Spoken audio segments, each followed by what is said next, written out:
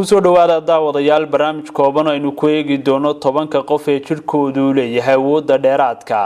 ilaahay bulshadiisa qaar kamid ah ayuu siiyay hibooyin gaar ah oo aanay aadanaha kale la wadaagin intaynu barnaamijkan kooban ku guda jirno waxaynu arki doonaa shakhsiyaad hibo u leh arrimo mucjisooyin ah sidoo kalena dadkani waxay ka qayb galeen tartano badan oo adduunka ka dhacay waxay sameynayaan waxaana arrimahani ay sameynayaan ay ku galeen buugga dhacdooyinka adduunka haddaynu soo qabanno shakhsiga u horeeya aynu ku soo qaadan doono barnaamijkeen waa ninkii birlabta ahaa Leo Tiolin waa 8 jir Maleeshiyaana waxaana uu awood u leeyahay inuu jirkiisu soo jiito alaabta kala duwan ee ka samaysan birta miisaanka culayskiisa biraha uu maqaarkiisu hayn karo waxa lagu qiyaasaa ilaa 80 pound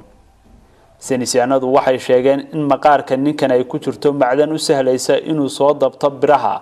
laakiin arinta mucjisada leh ayaa waxay tahay inuu ku tababaray arintan saddex kamid ah caruurtu awooga u yahay taas oo ka dhigan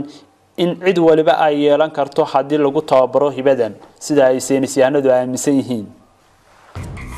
The drill pulls over 2 amps through Mohan's body, 8 times more than the light bulb. Dead.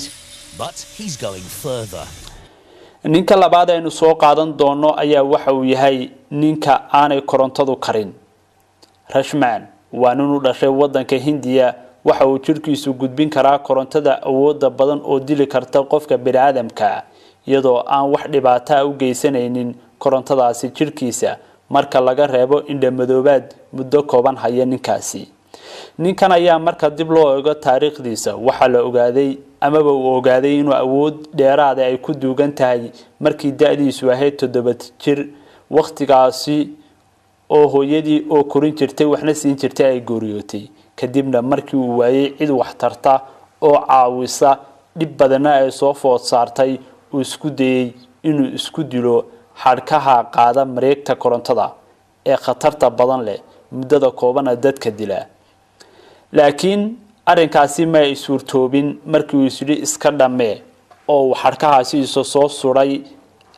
ay xadhkahaasi waxba ka qaadi waayeen korontaduna kala weyday markaa kadib waxa uu aqoonsaday inuu leeyahay awood dheeraad ah oo aan aadanaha kala lahayn shakhsiga saddexaad aynu ku soo qaadan doono barnaamijkeenani waa Seif Lamagafe ninkan oo u dhashay wadanka Japan ayaa waxa uu awood u leeyahay in wax wal oo aad ku soo tuurto aanay seeftiisu gafin oo aanay seegin xataa haddii xabad lagu soo rido seeftiisu waa mid laba ka kala dhigaysa oo aanay dhaafaynin ninkan ayaa waxa uu qaatay kaalinta dhaqsashada shiishka seefaha ee adduunka oo dhan waxana marka uu sameynayo arrimahan amaba dhoolatuskan ka soo qayb gala munaasabadaha uu qabanayo dadyo kala duwan kuwaas oo la yaaban qaabka shiishkiisa cajaa'ibka u dhigayo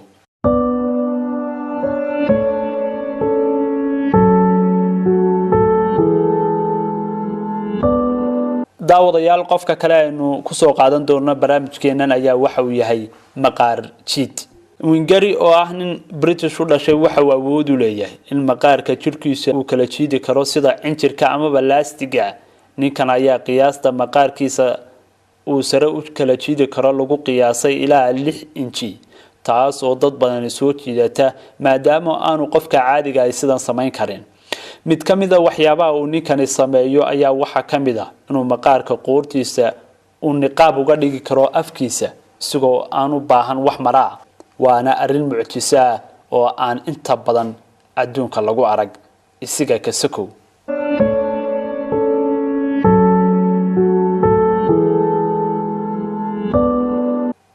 madaxamoode ama Iceman ninkan ayaa waxa uu awood u leeyahay inuu jirkiisu u dulqaato qabow qiyaastii aad u sareeya isagoo mararka qaar ku dabaasha barafka aadka u qabow ee aanay dadka kala awoodin biyaha aadka u qabow qofka caadiga ay kuma jiri karo in ka badan 15 daqiiqo halka uu ninkan ku jiri karo ilaa 2 saacadood iyo badh ninkan ayaa waxa uu ku guuleystay ama uu buugga dhacdooyinka adduunka lagu qoro uu ku galay arrinkan ninkan ayaa ciyaara nooc ka mid ah ciyaarta yoogada oo lagu dheeli tiro awoodda jidhka.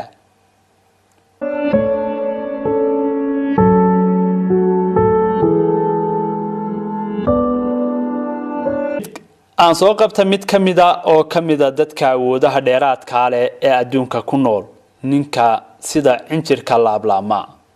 Daniel Smith waa nin u dhashay dalka Mareykanka kaas oo jidhkiisu u laablaami karo siyaabo kala duwan oo mucjiso ah. waxa uu jidhkiisa ka dhex saari karaa daloolka gacanta tenniska lagu ciyaaro. waxa uu isku xareyn karaa sanduuq aad u yar isagoo islaablaabaya sida balaastig oo kale.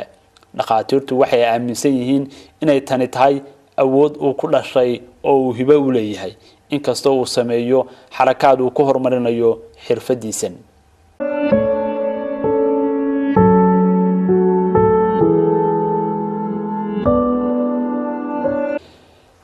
madax dube madawakhe madakhrame. Chinio Martino waa fadhiyahan Mareykan ah, waxaana uu awood u leeyahay inuu madaxiisa ku jabiyo walxa adag sida garaacida birta ka samaysan jaajuurka. waxyaabaha mucjisada ah uu soo bandhigo waxa ka mid ah inuu misbaarka looxa uu ku misbaaro isagoo madaxiisa u adeegsanaya dube ahaan. waa arrin la yaab leh. waxa uu xamili karaa in lagu soo tuuro bir culus oo wixii madaxa saaran amaba madaxa isaga ka saarnaa burburinaysa, laakiin taasi aanay waxba yeelin isaga madaxiisa. ninkan ayaa dhaqaatiirtu waxay sheegeen in dhakadiisu ay tahay arrin mucjiso rabbaaniya oo aanay waxba ka qaadayn lagu soo tuurayo. waxaad arkaysaa iyadoo waxyaabo kala duwan lagu garaacayo, isla markaasna dadka adduunka ugu xooga weyn ay ku garaacayaan biro kala duwan oo ay dubayaal ka mid yihiin, laakiin arrinkaasi aanay waxba ka qaadayn.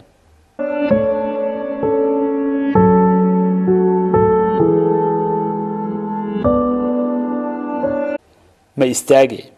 Dean Karnis waa orodyahan orodada dhaadheer dheela. haddii uu helo cunto iyo biyo ku filan, orodyahankani uma baahanayo inuu joogsadaba oo mar walba waa ordaya.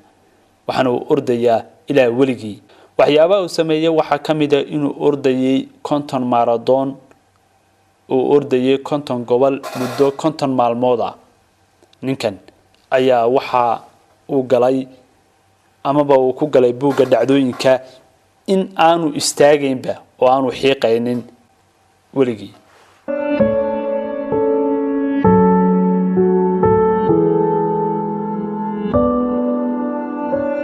madamqade boqorka jirdilka amaba ciqaabta. Tim Credin waa nin haysta awood dabiici ah oo bani aadamku ay ku riyoodaan inay haystaan. ninkan oo lagu naanayso boqorka jirdilka ayaa haba yaraatee jirkiisa waxa ka maqan dareenka damqashada.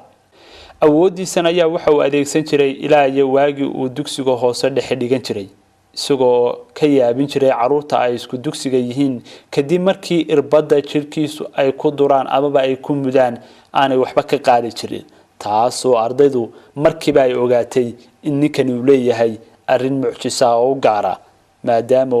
oo aanay jirkiisa waxba karayn.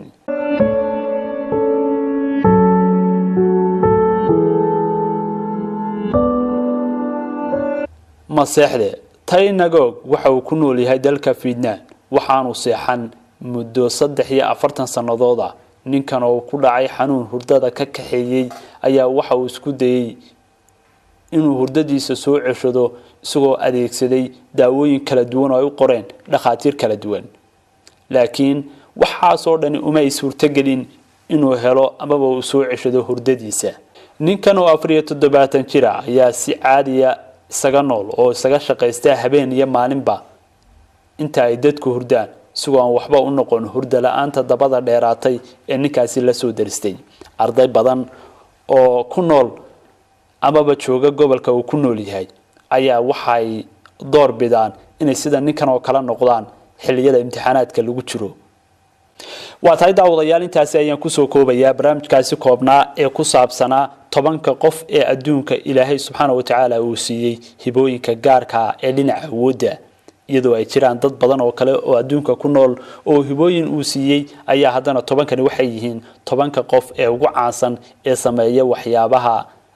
aan caqliga bini'aadamka inta badan galaynin. daawadayaal barnaamijkaasi waxaa farsameeyay Asad Cabdiraxmaan waxaa sidoo kale gala qayb qaatay injineer Khadar Shiine anigoo Xasan Galeed ayaa idin la socodsiinayay tan iyo kulan dambe nabadgelyo amaan Allah